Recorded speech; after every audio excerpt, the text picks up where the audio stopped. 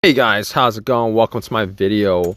So just want to do another video on a crank no start scenario and what could possibly cause it, because a lot of these no start issues could be caused by multiple things. It could be caused by a lot of things. So basically, in these scenarios, it's a crank no start, and I just want to pretty much focus on something that a lot of people don't consider as a troubleshooting step at the very beginning, which they should, because it would save a lot of you guys who are having issues with a crank no start problem a lot of time, a lot of money, a lot of aggravation, etc., etc. So essentially, when you guys get a crank no start, you guys try to start it, it'll crank and it'll die out immediately, or it'll crank and it'll die out in a second. That's a crank no start. All right, the engine turns over, your car starts, and then it dies. The motor literally starts and then it dies. So in these situations, what a lot of people do is they think, first thing they'll do is think that it's got something to do with the car itself, mechanically, electronically. It's gotta be some component. It's gotta be the fuel pump, the fuel injectors. It's gotta be a weak battery, weak ignition, fuel relay, etc., etc., which possibly could be the reason why you have a crank no start situation, because there are so many scenarios of why you would have a crank no start situation. It's not clear cut and to the point, so you guys would have to troubleshoot. So basically, these scenarios aren't direct and to the point, because you would have to do some troubleshooting, and a lot of times these crank no start is particular to your situation. But I just want to talk about the first thing you guys should do with a crank no start issue is, and I've come across so many cases of this happening where the car has had no issues. A lot of times they might be newer cars, no check engine light, no problems previous to that. Everything checks out, the battery, fuse, everything checks out.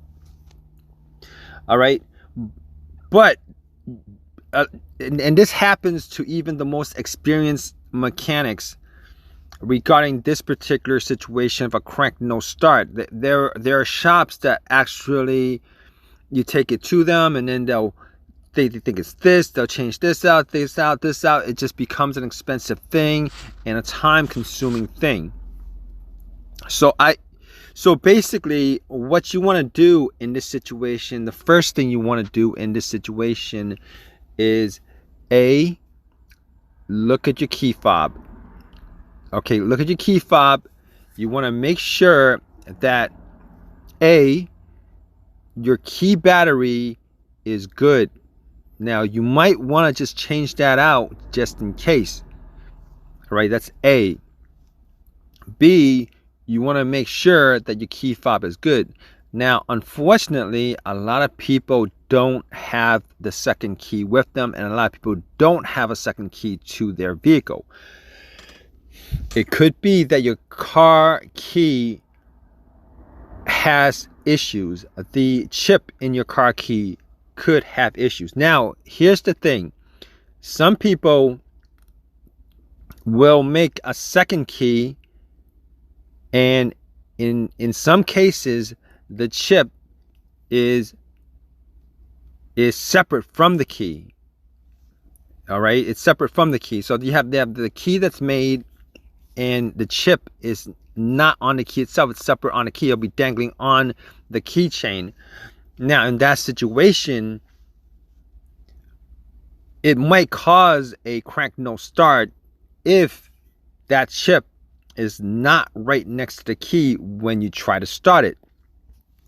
All right, you want to make sure that you eliminate those possibilities. The easiest and simplest and cheapest possibilities sometimes are the causes of your biggest headaches on your car, which is a crank no start.